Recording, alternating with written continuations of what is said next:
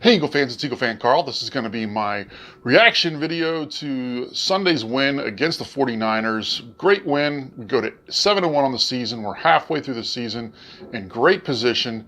But there's a lot of things to sort of be concerned about coming out of this game. So let's talk about some of them. And we'll go ahead and start off by talking about something I talked about last week that now seems to be a little bit of a trend that's sort of concerning, and that is I don't take back what I said last week. I still think we're an elite team, but the way we're winning these games is a little concerning in the sense that we're not playing our best football and we're still winning, but I don't know if that continues against better opponents. I'm not talking about the defense. I'll talk about the defense in a moment. I'm talking about the offense, which just sort of started out very poorly, and there's a lot of issues both with the really establishing the running game and the passing game, and the pass blocking was horrible. So I'll get all of those when I go through my studs and duds, but really just sort of was really problematic the way this game started out. And once again, sort of like last week, the first half was horrible, and then right at the end of the first half, some things happened that made me feel a lot better going in at halftime. And in this case, it was even better than last week in the sense that once we went up 17-0, looking at that 49ers team, I really wasn't worried at that point. I figured there was no way that they were going to be able to come back in the second half after we took that lead and the way we took that lead going in at half. But all in all, like I said, I'm not going to move off my comments about the Eagles being an elite team, because that's what elite teams do. They don't play a great game, yet they find a way to put a beat down on a bad team like the 49ers, and that's exactly what we did. If you look at the score, you'd say, oh yeah, the Eagles won easily. They blew them out. But anybody who watched that game knows that that game was not a great played game on the Eagles side of the football. And for that reason, there are some reasons to be concerned, especially on offense. So let's go ahead and take a look at our studs and duds this week, starting with the duds this week. Since it was a win, we always start with the bad when we win. And really when it comes down to it, I'm just looking at 3 duds for this week. The first one's going to be a repeat offender from last week, and that is, paging Torrey Smith. Is he out there anywhere? Because right now it's just really baffling as to where he's gone in this offense. He had 2 targets, no receptions. The only thing he did do was he drew that pass interference call that set up the first touchdown, and that's why he's going to be 3rd on this list as opposed to number 1 on this list where he was last week. But Torrey Smith has been a real disappointment this week. Jokingly I said last week I'm going to put him on the duds list and hope that he did what he did last time I put him on the duds list, and that is he actually had a decent game against the Cardinals then. That did not happen yesterday. And it really was sort of disappointing to see the way Torrey Smith reacted and responded in this game, because he just was not there. My second one's going to be a tough one. It's going to be Doug Peterson, and that has to do with the fact of the way he used the running game, or didn't use the running game in my estimation. I think he got away from it too quickly. We had a little bit of success early in the game, and then I know you want to keep a balanced offense, so you want to keep the pass as a possibility. But it was clear that when they were trying to pass the ball earlier, they were having problems. And you would have thought they would have tried to maintain a little bit more of that running game early on, especially given the weather conditions. And then there were some other dumb times when he used the running game, like when one time they took a sack on a first down. It was like 2nd and 16, and then you're running the ball then. And this is still in the first half, so it's not before they had the big lead where you're just trying to run the clock. This is in the first half when you're still struggling, and it just made no sense there. If anything, that's when you'd maybe want to use a draw play or something like that if you're going to use the run in that situation. But that's not the way that thing went down. And as a result, it was really concerning to see the way they just sort of didn't, I think, use the run game properly. And it really became sort of problematic for that team, especially getting into the second half then, when you really never established any sort of ongoing running game. My number 1 dud of the week is I was debating about how exactly I was going to do this, because it really had to do with the pass blocking, the way this team just did not protect Carson Wentz yesterday. And the reason the pass game struggled so much is because he didn't have a lot of time. But that said, I didn't think Vaitai he didn't have a great game, but he didn't have a horrible game. I really probably, if anyone on the line I'm going to blame the most for this, and that's because of probably what I expect of him, and I really expect a lot more of the way he played yesterday, and that's Lane Johnson. So Lane Johnson's going to be my number 1 dud of the week. And I just really feel like he did not play a good game. There was constant pressure that Carson was facing from that side of the line.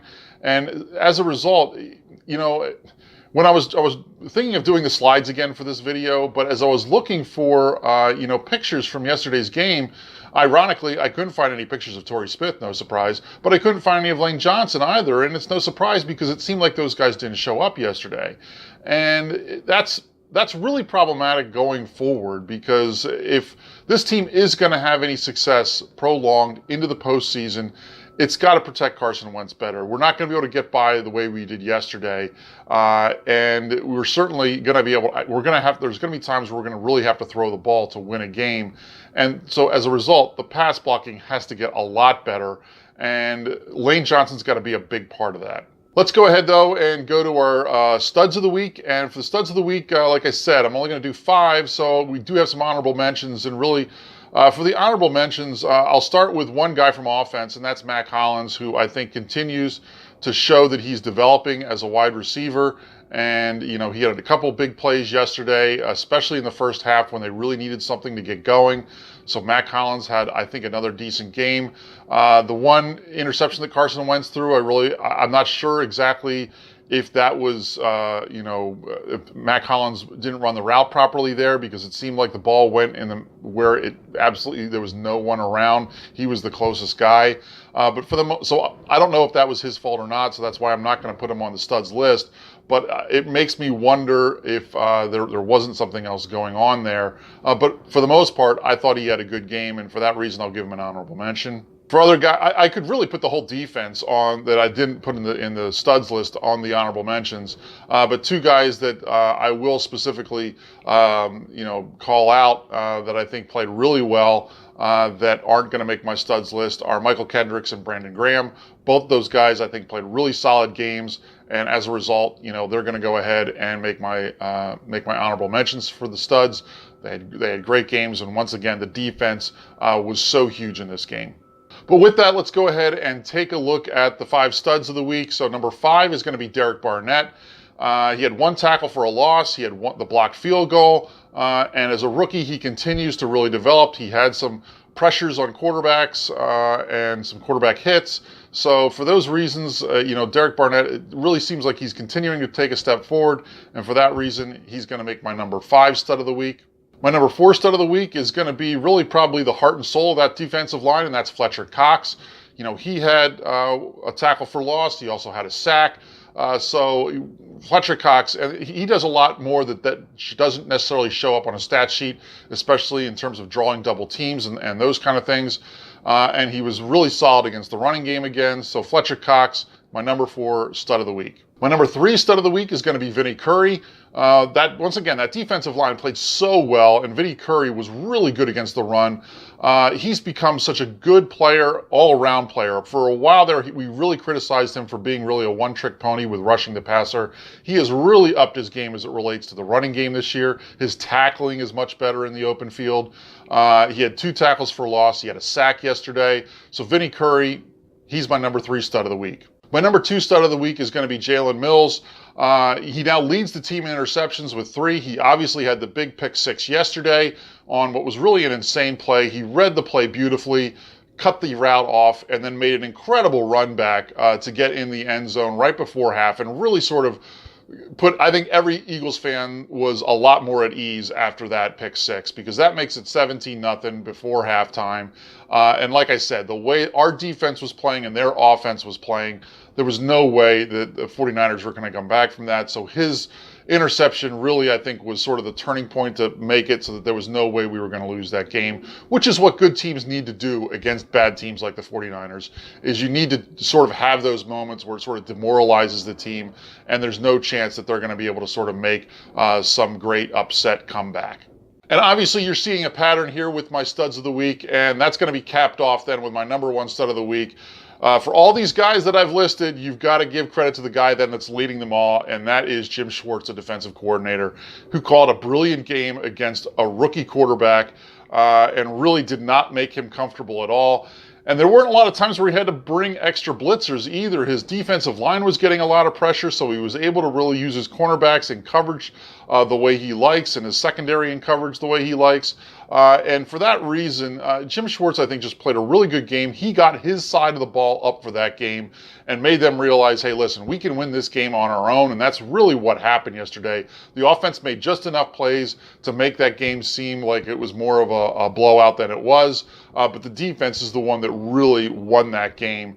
And, you know, Jim Schwartz, I think, is a big reason for that. And for that reason, may the Schwartz continue to be with us because he was fabulous in this game. The defense was fabulous in this game. And the defense is absolutely what won us this game. So those are my studs and duds for the week. You'll notice that this is the first time in doing the studs and duds week 8 that Carson Wentz didn't make either list. And that's because I can't put a guy on a duds list when the quarterback wins the game and he throws 2 touchdown passes. I can't imagine a scenario where a quarterback's going to land on the duds list, but he did have a great game, so I couldn't put him on the studs list either. But for the most part, I usually like to put a quarterback on a studs list when they win a game. But he didn't have a great game, so I'm not going to put him on this list. For that matter, I didn't even give him an honorable mention. But overall, I think he had an incredible month. I'll be shocked if he doesn't win NFC Offensive Player of the Month because of how good of a month he had. And for that reason, he'll get his accolades later in the week. But as it relates to the studs and duds, let me know what you think. Did you think I left someone off that deserved to be on there? Did I put someone on there that didn't deserve to be on there? Leave your comments below. I'll go ahead and check in and make my prediction for the Broncos game on Sunday. Until then, fly Eagles fly.